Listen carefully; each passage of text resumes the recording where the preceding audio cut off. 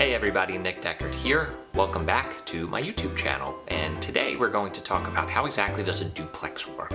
I've gotten questions frequently, and I get them all the time, on exactly how they come together. How does that joint ownership work?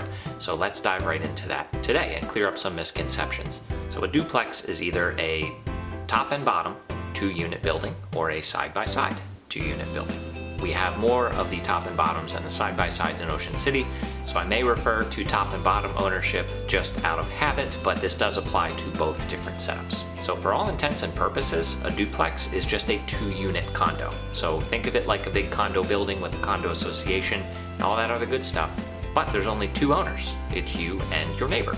So there is a condo association set up, and it's different for every building. There are unique rules and regulations for each one, so make sure before you purchase one of these, you do review those thoroughly. And just like in a condo building, the association, i.e. you and the neighbor, are responsible for exterior maintenance, for landscaping, for roof, and all common area maintenance.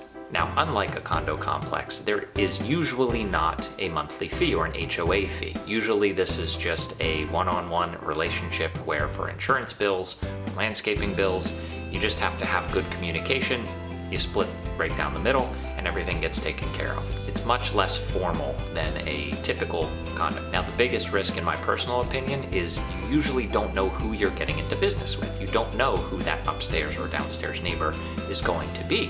Whether they're going to be cooperative, whether they're going to be communicative, you really have no way of knowing. And that goes both ways. It's a double-edged sword. So you may end up with a great business partner, and you may end up with a not so great business partner to start. But just because you start with one who is that way, they could sell at any time, and that could change at any time. So you really don't know what you're gonna get until you're in there, so that is a risk. So just please know that going in.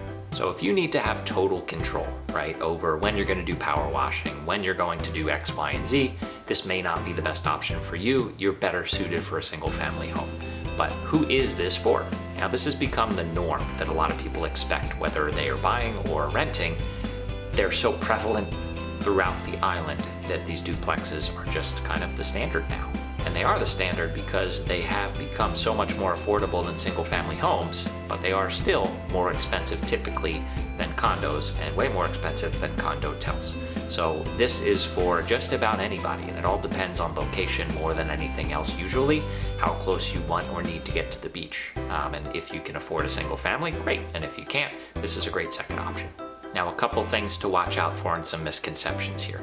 So number one, the roof, as I mentioned, just because it's only directly attached to the second floor owner's unit does not mean that it's their responsibility. You do share ownership of the building and therefore ownership of the roof. So even if there is a leak and you're not directly affected, as the first floor owner, you still have to pay your half to fix that problem, whether that's replacing some shingles or replacing the entire roof.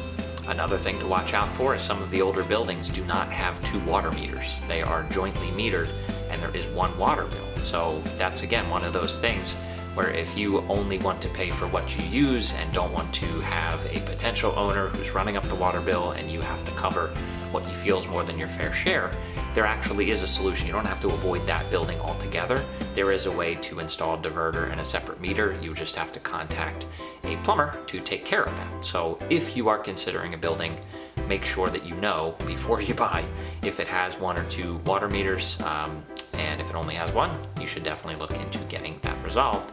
With the other owner, there's a possibility they don't want to pay for it, and in that particular case, I kind of get it, because you're coming in and wanting to change something that has been that way forever. And last but not least, one of the biggest problems that people tend to have with these duplexes is noise from the neighbors, and that can be renters, that can be the owners themselves, that can be from upstairs, from downstairs. These are not always the most sound insulated buildings, so you may find yourself with a whole lot of stampeding rhinos overhead or a wrestling match down below, and that's something you can't really control. So that is one big con to be aware of, and if you want to get into a couple more of those pros and cons, make sure you click the link above where I dive into the pros and cons of every property type here on the island. And that about wraps it up. So I hope you found this helpful. If you did, make sure you hit the like button below for me. That will tell YouTube that I actually know what I'm talking about and that this is helpful for some people. So I would greatly appreciate that.